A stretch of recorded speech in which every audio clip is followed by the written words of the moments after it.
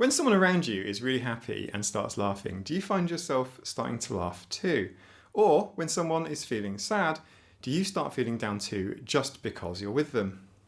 It works like catching a cold. That's the contagion bit. You catch other people's emotions too, almost as though they stick to you. Have you ever caught yourself yawning after seeing someone else do it, even though you're not feeling tired? That right there is emotional contagion. Hey friends, I'm Mike, a late diagnosed autistic adult, and today we're going to talk about emotional contagion. And in this video, we're going to focus on how emotional contagion affects autistic brains differently to neurotypical ones. And stay tuned at the end for my tips on what you can do today to help avoid catching an emotional cold? I was going to say COVID, but that's not what I'm talking about. What you can do today to help avoid catching an emotional cold from someone nearby. So, what is emotional contagion? Just like the yawning example, emotional contagion is what happens when our brains and bodies automatically start feeling the same emotions that people around us are feeling. Did you know that animals do it too? If one of our dogs starts barking, the other dogs will copy them and join in as well. Now, for those of us on the autism spectrum, our brains process emotions in a different way to neurotypical brains. Sometimes we might not catch the emotional cold as quickly as neurotypicals, or we might find that every sniffle and cough going we catch. In a study published by Cambridge University Press in 2019, researchers found that autistic children were less likely to exhibit contagious yawning and laughter compared to their neurotypical peers. But they were just as likely to catch emotions as their neurotypical peers when they came from people that they were highly familiar with. You know, like their parents. I thought this was a really good example since it demonstrates both hypo and hyper emotional empathy. It all depends on who the emotions are coming from. And in this case, how familiar the autistic child is. It sort of makes sense, right? The autistic child has considerable experience reading the emotions from their parents compared to their peers. Many of us find certain stimuli to be really overwhelming, like unexpected loud noises or bright lights. The same is true for emotions coming from other people. They can be super intense for us. It's not just yawning and laughing, those would be neutral and positive displays of emotion, but negative ones too. The anger of others, their internal frustrations and outbursts that might have an oversized impact on our internal emotional regulation. Well, what might this look like? Well, because of the way our brains are connected, we might miss some emotional cues. Like, for example, not realising that someone is sad when they start crying. Imagine you're in a movie theatre, watching a really emotional film. We get to the scene where the main character is very sad. Maybe they've lost someone important to them. The music is soft and touching, and the actor's performance is like really powerful, right? Now, for someone with hyper-emotional empathy, that scene doesn't just make them feel a little sad. Instead, it's like they're right there in the movie, feeling all of the intense sadness that the character feels. It's as if their emotions are a big wave and we're just caught up right in it. We might even start crying ourselves, feeling a deep sense of sorrow, even though we know it's just a movie.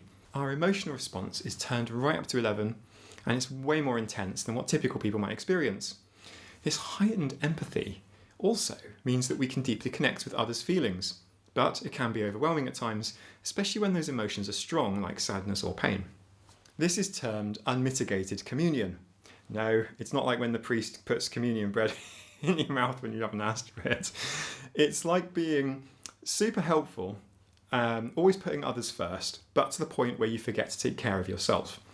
It's like you're always helping your friends with their problems. Maybe they're doing their homework or listening to their issues, but then you end up not having time for your own stuff, and you feel really stressed because you're too busy doing everyone else's things.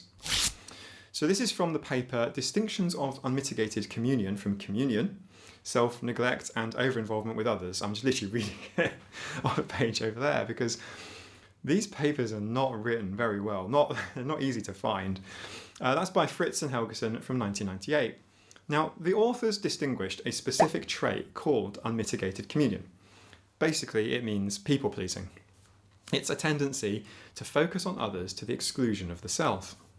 The authors looked at 4 research papers in total and identified several negative outcomes, psychological distress and self-neglect that arise from relying on others for self-evaluative information.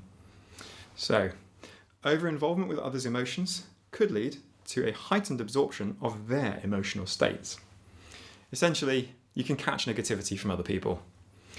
Follow-up research in 2008 across 3 different study designs using a self and peer reports, a 10-year-old longitudinal study, and a daily diary approach. It says all methods, quote, converged to demonstrate that unmitigated communion is an important factor that impacts negatively on the psychological adjustment of men and women. The care of others, and further, it seems, the emotional state of others and their opinions of you, now that needs to be balanced with your own needs and your own self-care. It's important to help others, but you need to make sure that you're looking after yourself too. Put your own oxygen mask on before helping others, right? So just to recap, emotional contagion affects everybody, neurodiverse and neurotypicals alike, although the strength of the reaction to other people's emotional states can vary wildly, from hypo-awareness, not feeling the emotions of your crying friend, through to hyper-awareness, taking on the energy of a room, absorbing the negative emotions of others like a paper towel or a sponge, soaking up a spilt drink. Let's talk about the ways you can manage this, focusing on hypersensitivity in the shorter and the longer term. Safeguarding your own emotional state, especially in the presence of strong negative emotions, is important for maintaining emotional health and well-being.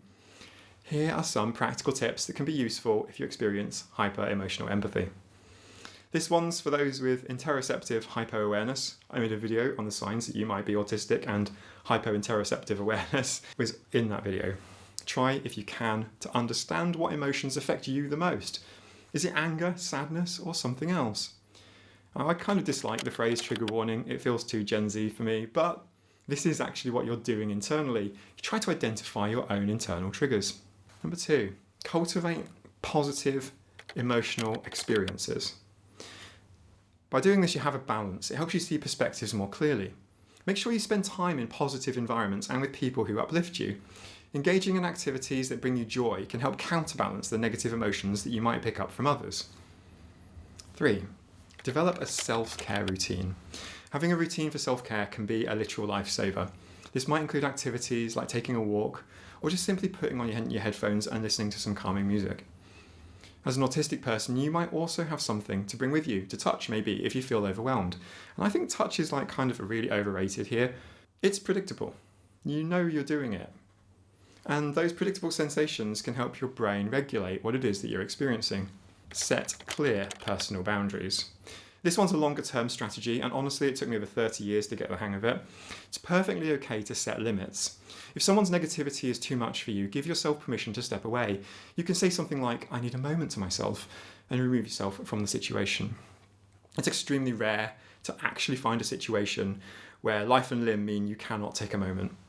People in those situations, the emergency services, the military, healthcare maybe, you may need to rely on other strategies here, but for the rest of us, you do not need a permission slip from your mum. Just step away from the negativity if you need to. Now, I'd love to hear how these strategies work for you, so feel free to share your experiences in the comments below. Remember, for human reactions, we are all human. We all live our lives on a rock orbiting a fairly mundane, typical star. If another human approaches you with strong emotions, you are not required to fawn and absorb these strong feelings and comply with their demands. And for that topic, stay tuned for the video on pathological demand avoidance. Some of you might have seen her. She's been in quite a few of my videos. That's because she lives on my desk. This is Hydra. Princess Kitbit. Princess Kitbit. Today's video has been brought to you by Hydra. If you enjoyed this video, don't forget to hit the like button and stim the subscribe button for more content like this.